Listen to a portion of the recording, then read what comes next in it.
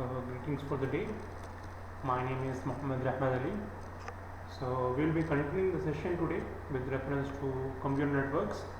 So in the previous session, we learned about what actually is a computer network, what are the means, what are the different things required, or what are the components of computer networks, how a network can be formed, what is the difference between a network and a computer network, and how can we have what are the components of computer network with reference to hardware and with reference to software.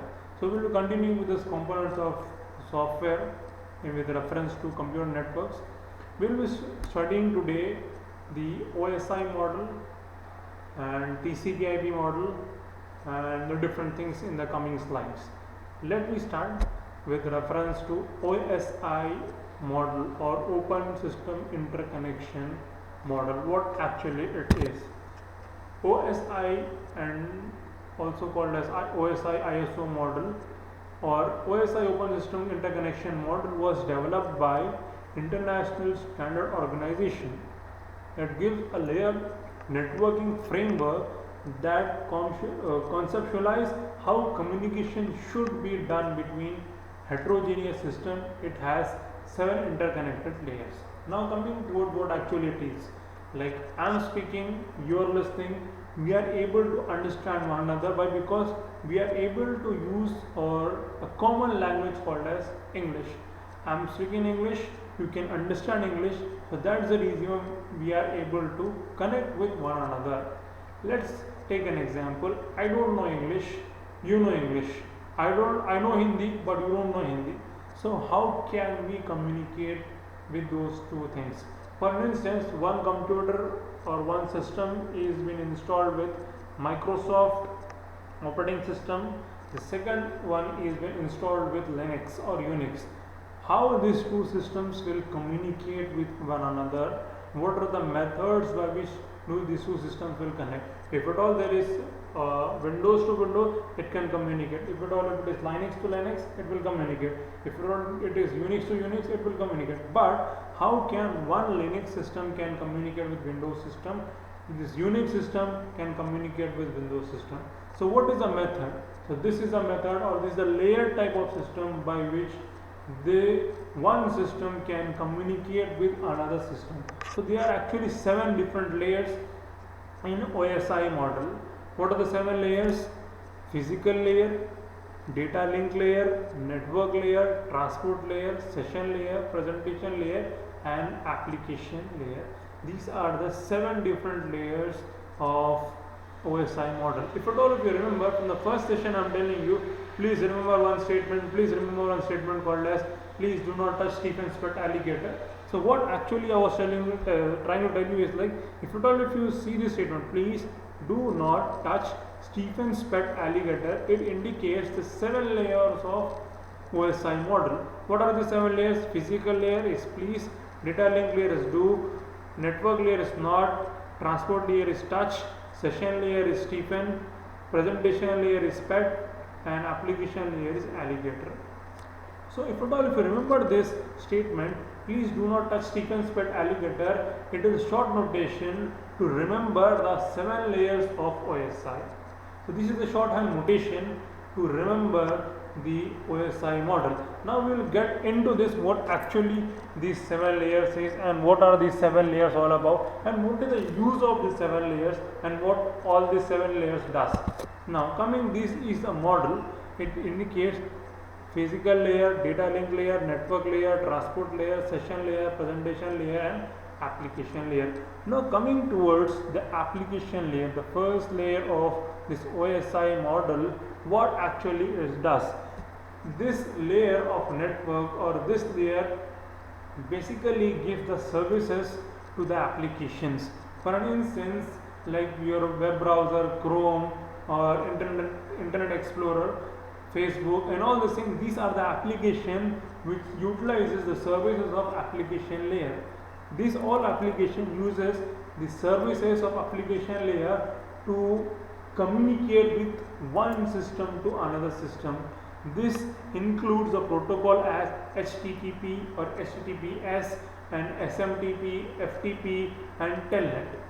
This all type of protocols are being used in this particular application layer, and also this layer will give you the end type of application. It uses the end type of services of application layer. Now coming towards the presentation layer, this layer is used to create a medium of things between the application layer and the next layer below to it. It communicates, or it acts as an intermediate or a translator between the application type of thing to the machine type of a thing. In the sense, what are the thing that is coming from the application layer is being converted into machine level type of things in this particular application layer. So presentation layer acts as in common acts as presenting of the data into one system. So what actually it does, it converts the application data into machine oriented data. So what is the services that this layer provides? This layer provides services as translation, data compression and encryption. Now what are these three things?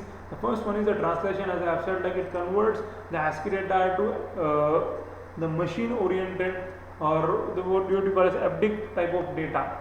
And the second thing is the data compression. Data compression in the sense, when you send a file from one system to another system, or one host to the receiver, the file is being compressed. For an instance, like you took a photo and you have sent the photo on the WhatsApp, then the quality of that picture decreases. Why? Because it compresses the data. That is when done by this presentation layer. That is the services of presentation, which compresses the data from normal form so that that packet can be transferred on the network and it can be routed efficiently and quickly. And the third type of thing is encrypting of the data. Now what do you mean by encrypting? Encrypting means one data which is being encrypted, in the sense which is being set in a language in which only the system and the sender and receiver can only understand. In the sense, a normal form of data or a normal form of text which is being converted with a key in unreadable format, only the sender and receiver can access it. That is what we call as encryption. If at all that encrypted data is again being converted to normal form, that is what we call as decryption. Normal text converted into unreadable form is called as encryption. Unreadable form converted back to normal text is called as decryption. So the services that is provided by the presentation layers is translation, data compression, and the third one is encryption. Now coming towards the third layer in OSI model, that is session layer. As you can understand by the word session layer, it maintains a session from client to the server. For an instance, you went on Facebook, you put your username, you have put your password, and you have clicked on login. The moment you click on login to the moment you click log out, that is what you call as a session. This session layer manages those sessions. What are the services that is being provided by the session layer? Session layer helps with authentication and authorization. What do you mean by authentication? Authentication in the sense, you have logged in with the username and password. The server of Facebook replies you saying that you are an authentic user which has correct username and correct password, so you can log into your account. As you log into the account, you can access only information related to only your account, not your friend's account. So this is what we call as authorization. The first one is authentication. The second one is authorization. Authorization in the sense, you are given the access only to that particular amount of data which is related to you, which belongs to you. You are not given the access to others' data. And the same example applies with the bank, wherein your bank account within the bank has your particular value. You cannot access the information of your friends or neighbors' bank details, but because that is not your authorized area.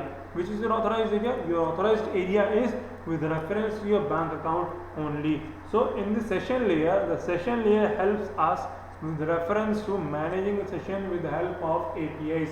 What APIs is? Application Programming Interfaces. These APIs help us in managing the sessions as well as authentication and authorizing the complete session. Now coming towards the transport layer, this transport layer and also the session layer, presentation layer and application layer comes under your web browser. Now coming towards the transport layer, this transport layer tells you the reliability of the network on which you are working, or the network that you are using has reliability or not. What it does with the segmentation, flow control and error control. These are three services which has been helped by the transport layer. Now what do you mean by segmentation? Segmentation in the sense, the network ID that you are using, the version of IP that you are using, that is been segmented with reference to the amount of data or network that it is been used. For instance, 192.168.1.1, in this four different 198, 168, 1.1, this indicates the type of network that you are using, the class of network that you are using, who is accessing the information, to whom the information is to be sent and where the information is to be sent. That is what we call as segmentation. For instance, 192.168 means this represents the host address. 1.1 represents the home address. The first one is a host address, the second one is a home address. There is a difference between host and home address. For instance, if you take an internet, you will be given some IP address from the internet provider. So what that IP says? That IP says your unique ID which belongs to that network. So that is what you call as these are services that are provided in the transport layer. Also, this transport layer helps in connectionless and connection oriented type of layer, in which you will be using TCP and you will be using UDP. TCP is connection oriented, and whereas UDP is connectionless type of protocol, which we will be learning in the coming things. Now coming towards the network layer, this layer is responsible for logical addressing of the things, path determination and routing of the data. This is a layer which is very important with reference to routing, with reference to addressing, and also with reference to path determining. Now what do you mean by all these three things? For instance, I want to send a data from one system to another system. So I have the host address, I have the network address, and I have the local system on which the data is to be sent. Now how to route this data, what is the path that is to be taken, what is the routing thing that need to be done, this all things comes under the network layer. In the sense, this network layer is purely responsible of transferring the data. Transferring the data in the sense, the network table will tell you how to follow the path. For an instance, I will tell you the best example of this network layer is traveling from one place to another place. What is the route that you will be taking? What is the shortest path that will be there? If at all something happened at this place, what is the alternate plan? And if at all that alternate plan doesn't work, what is the third next plan? This all things will be stored in the network layer. Also, this will tell you what is the shortest path and what is the path to be taken to reach from source to the destination. This all things comes under the network layer. Now coming towards the data link layer, the main responsibility of data link layer is to provide the services to network layer in the sense of with logical addressing, and also the data link layer will help with the physical addressing. Now what is the difference between logical addressing and physical addressing? In the sense, when the data is being sent, for an instance, you have requested for the Facebook home page, like your Facebook, you have opened your Facebook. Now when you entered your username and password, that username password is being sent to the server will send you the response, and that response should come to your system only. It should not be routed to some other things. That routing is been done by network layer.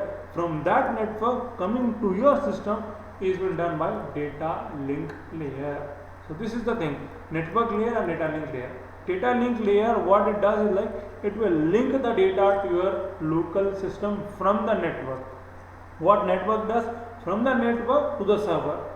To the server to network is network layer. From the network to the system is data link layer. So this is data link layer. Now what is the physical layer? Physical layer is a layer on which you are using your application or your data. For instance, the moment you press login, the request that comes back to your screen is called as, that is what you call as physical layer. So this is an OSI model. This is very important with reference to your examination, as well as with reference to if at all if you want to pursue a career in computer networks, or if at all if you want to pursue a career in networking, this is very important. If at all if you are going for any of the certification, this is the basic criteria for any of the networking courses, OSI or ISO model. So I repeat it again, this OSI model, you can remember it with this one statement: please do not touch Stephen's pet alligator. And how it goes, like this is how it goes: please do not touch Stephen's pet alligator. Physical layer, data link layer, network layer, transport layer, session layer, presentation layer, and application layer. So these are the seven layers of OSI model. Okay, now this is your physical link in which we are working, and this goes on like upwards and downwards. Now coming towards the next type of thing, that is TCP/IP protocol. If at all if you remember, here the word protocol is used before it is being used as layers. Why is it so? We are going to learn these things in the coming next slide. What is the difference and what is the main things between these two things? Now what is TCP? TCP stands for Transmission Control Protocol. Now what do you mean by a protocol? Protocol in the sense there will be some rules and some definitions been decided and set. Based on that the things will be working. For instance, protocol, what actually protocol means? Protocol is a set of rules. Protocol is a set of instruction to be executed for a particular thing. A protocol is a set of instruction to execute a particular task. A protocol is a set of documentation to execute a particular thing. That is what we call as protocol. Now what is this transmission control protocol? Transmission control protocol follows a feedback type of method in which every other thing that is been sent, you will get a feedback for that. For an instance, if at all if you want to upload a file, after uploading a file you will be given a message: file uploaded, file posted, your status has been updated, your message has been sent. These type of things is called as, it comes under transmission control protocol. Now what it says, it is a suite of protocol for communication structure in 4 layers. It can be used for communication over internet as well as for private networks. Now coming towards the diagram how TCP/IP protocol looks like, this is a layered applications for TCP/IP. What it says: network access layer, internet layer, transport layer, and application layer. When compared to this OSI model, this layer is being reduced. This OSI layer is being reduced and combined together to form these 4 layers, and these 4 layers are called as TCP/IP model.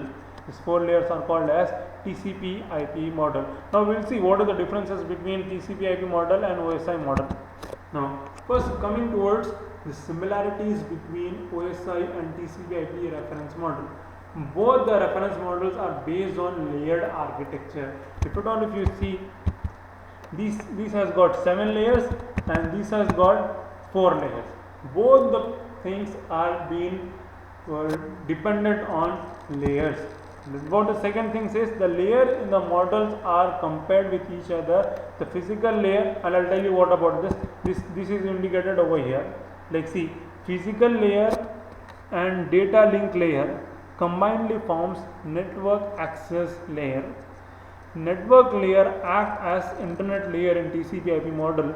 Transport layers are transport layer, whereas this application layer, presentation layer, and session layer are combinedly called as application layer in TCP/IP model. Now coming back towards the similarities, like with reference to the second point, I told you all these three things. Now coming to the third point, in both the model, protocols are been defined in layer wise manner. You should remember this thing very well. With reference to OSI model, first the layers were defined, then the protocols was made for that. But whereas in TCP/IP model, first the protocols were made, then it was been divided into layers. So this is that was the reason. This is the difference. In the OSI model, first these layers were made. Then with reference to this layer, different protocols were made. But with reference to TCP/IP model, first these protocols were made. Then based on that protocol, these layers were made. I repeat, in OSI model, first these 7 layers were made. Based on these 7 layers, respective protocols were made. But in TCP/IP model, first the protocols were made. Based on that protocols, then these layers were made. So this is the major difference between the TCP/IP model. And with reference to similarities, the last point says in both models, data is divided into packets, and each packet may take the individual route from source to destination. In both of the cases, individual packets can take individual routes. What is this routes and all these things we are going to learn in the coming session. Now coming forward, what are the differences between OSI and TCP/IP model? Like I have told you, OSI model is a generic model that is based upon functionalities of each layers, whereas TCP/IP model is a protocol oriented standard. I repeat, in this case, in OSI model, first the layers are made, and based on that particular layer, the protocols were made. Whereas in TCP/IP, first the protocols were made, then the layers are been divided into different. Wherein the OSI model will remain as the mother model, but the other models are been originated based on that OSI model. You can say in another way, in which the TCP model is being decided or designed with reference to protocol. So what it says, TCP model is a protocol oriented standard. Now the second point states, OSI model distinguishes the three concepts, namely service. I repeat, OSI model distinguishes the three concepts, namely services and interface and protocol. TCP does not have a clear distinction between these three. Okay. Now OSI model gives guidelines on how communication needs to be done, while TCP protocol layout standards on which the internet was developed. Okay. Now TCP model is more practical model. Based on this TCP model, this internet architecture and internet model is been made, wherein we are able to communicate.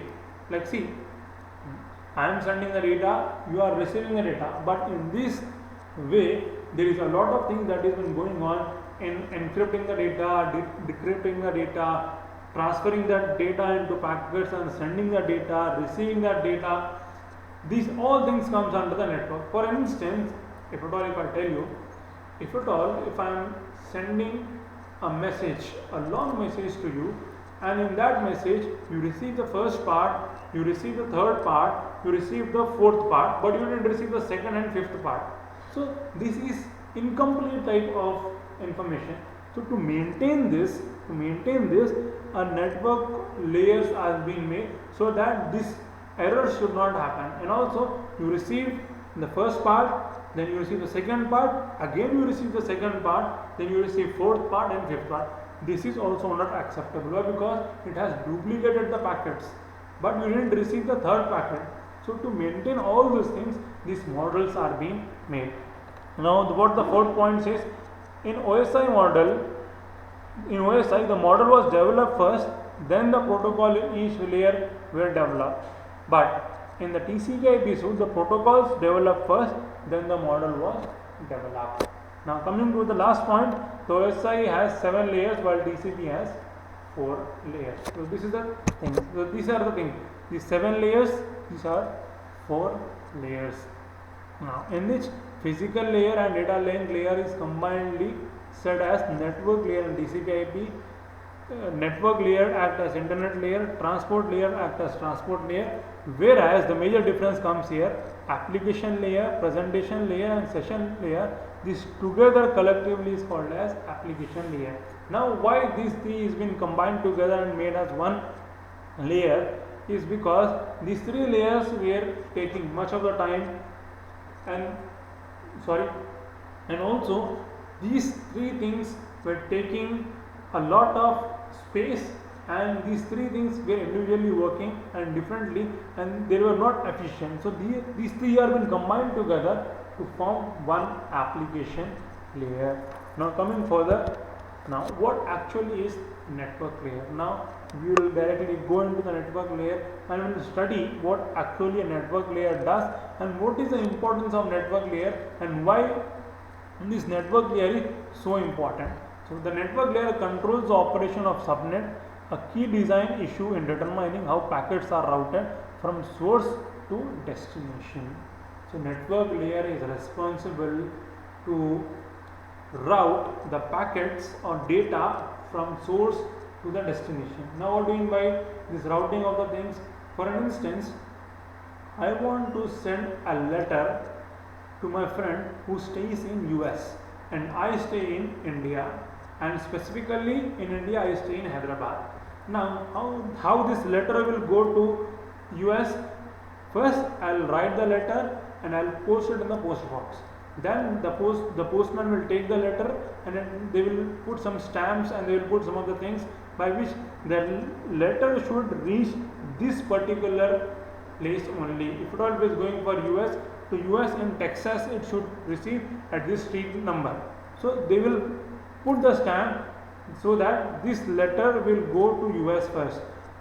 Now how this letter will go to US, that is one start in the network layer. How this letter will start from my post office to his house, that's all stories come under this network layer.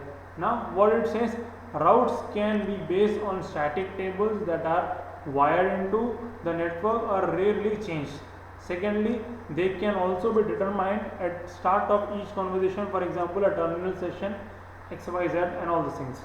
Now what the second point says, if too many packets are present in the subnet at the same time, they will get in one another way, forming a bottleneck. The control of such congestion also belongs to the network layer. More generally, the quality of service provided, delay, transit time, jitter, etc. is also a network layer issue. Now, when it comes to routing and all these things, these also will have some of the issues with reference to routing of the packets, sending of the information, receiving of the information. Now what are the network layer issues? The network layer issues are 5. In the sense, like it can be classified into 5. The first one is store and forward packet switching, service provided to transport layer, implementation of connection-less services, implementation of connection-oriented services, and the last one is comparison of virtual circuit and datagram networks. Now what are these 3 things? 5 things actually. The first one says, in this network, see, when process 1 want to send the information to process 2, this is been sending the data from A to, it can move to B, D, E and then F, or it can move from A to C, D, E, F, or it can move in this way, A, C, E then F. So it depends on the network which we are using and which type of algorithm we are using to minimize the cost of the routing things, to route the things. So in store and forward packeting, packet switching, what it does is like, a host with a packet to send transit to the nearest router either on its own LAN or over a point-to-point link to the ISP. ISP stands for Internet Service Provider. The packet is stored there until it has fully arrived and the link has finally the link has finished its processing by verifying the checksum. Now what do you mean by checksum? Checksum is an additional bit which has been added to the packet so that when it reaches the destination, these checksum are being checked and they are being put together so that the complete message is being received at the receiver's end. For an instance, there is a message of 10 bytes. So I will divide that 10 bytes into 1 bytes, adding one checksum. Why am I not sending this 10 bytes at one instance? Why? Because 10 byte takes a lot of memory and a lot of time to route from the network from sender to receiver.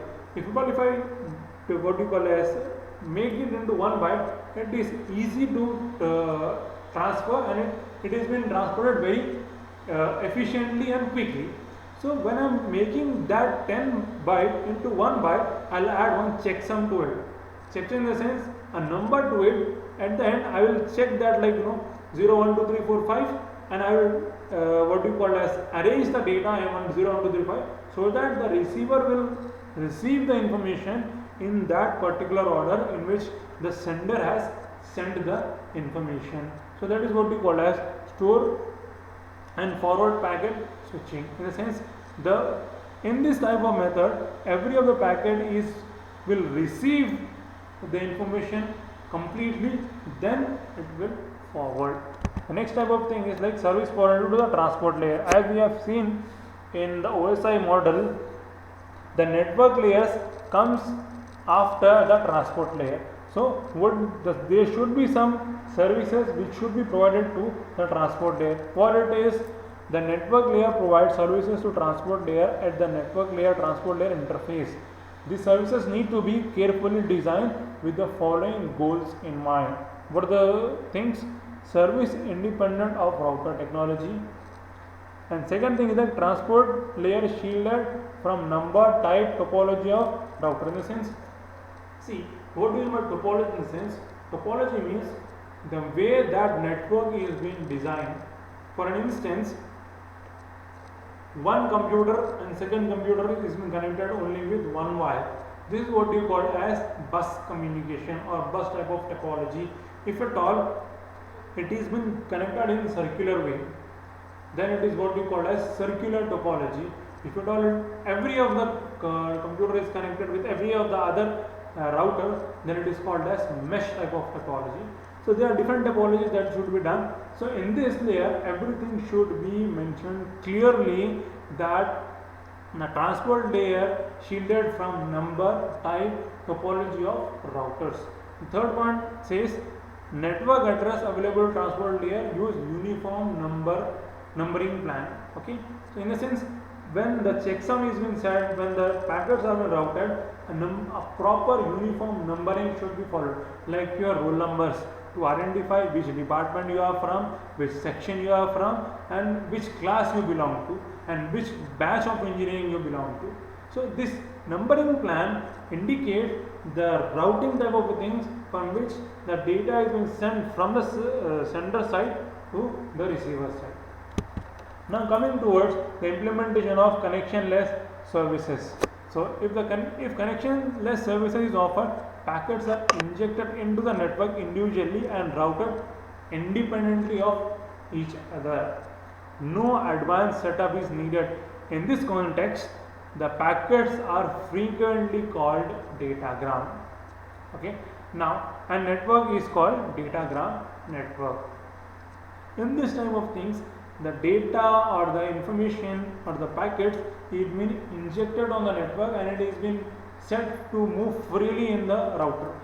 Move freely in the sense the packet can go from A to B, B to D, D to E and E to F, or else it can go A to B, B to D, D to C, C to E and E to F, or it can move A to C, C to E, E to F. So in this way the things can happen. It is independent. It is independent of going which path the data wants to move.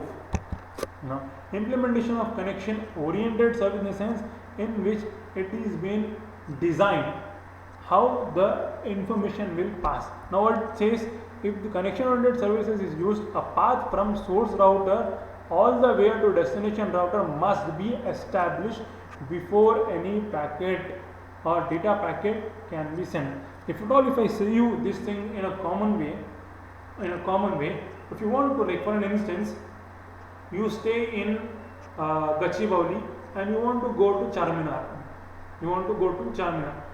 Before leaving the house, you will take the path, like which path should I take to reach Charminar? That is what we call as connection oriented services. In second way, you just moved on to your house and you want to reach Charminar, you have taken some alternate route. That is what we call as connectionless services. You are free to move from any place. In connection oriented, you have been set that this is the path that you need to take.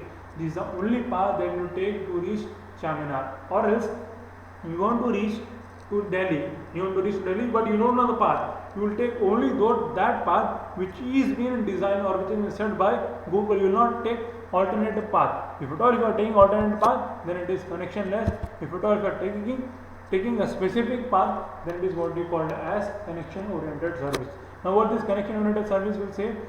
This connection is called a VC or virtual circuit, and the network is called virtual circuit network. In a sense, this virtual circuit network is based on a router type of routing, or it has some specific path to be followed.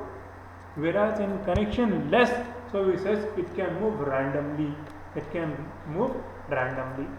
Now, the third and the last one is comparison of virtual circuit and datagram network. What are these two things?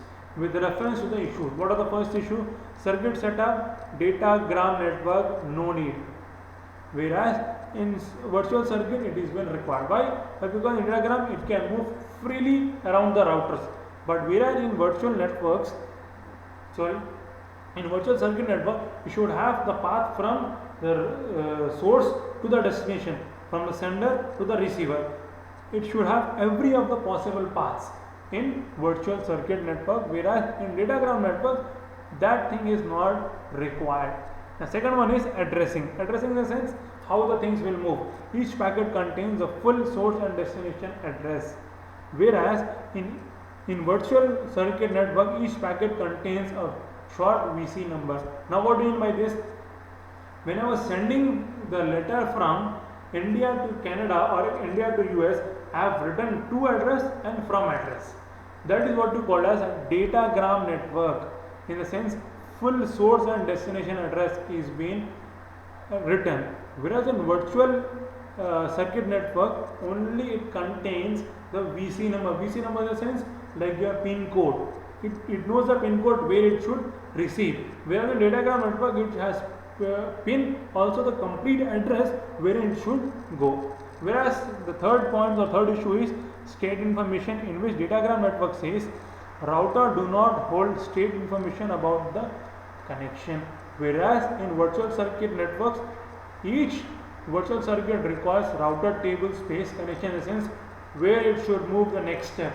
That is in virtual network. For instance, you will be having milestones to reach any of the place. Like for instance, you want to reach Delhi, you will be stated like 2,300 kilometers, 2,500 kilometers. After reaching some point, you will be said like 2,000 kilometers more. After reaching some more point, it will say 500 kilometers more. So that is the thing that is been required at virtual circuit network. Whereas in datagram network, it is not required. It can move any random path. The next one is effect of router failure. If at all in the path, any of the road is been blocked, moving from Hyderabad to Delhi, any of the route is been blocked. So what will happen in datagram network? None except the packet lost during the crash. During that place, who are the people who are on that place, only that packet or that people will get blocked.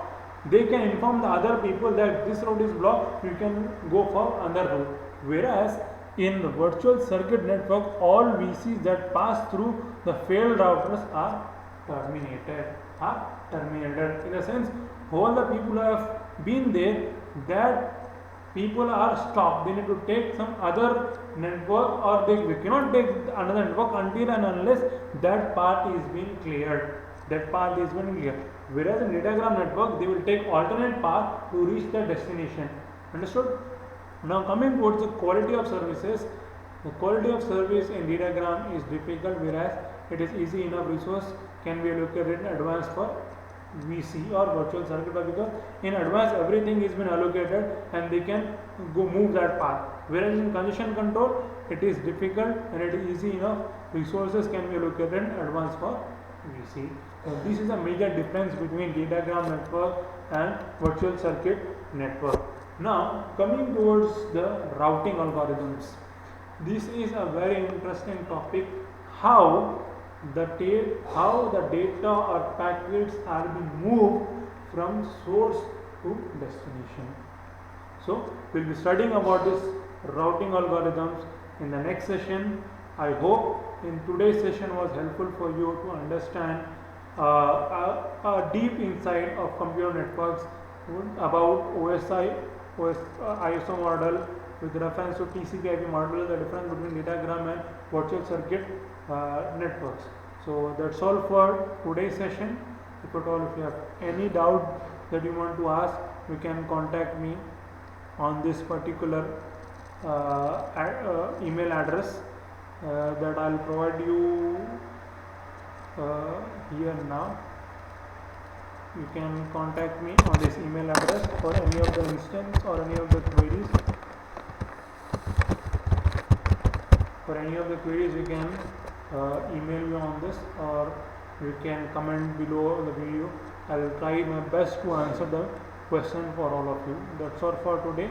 Hope you understood. Thank you for joining and listening patiently. That's all for today. Hope to see you in the next class. Thank you.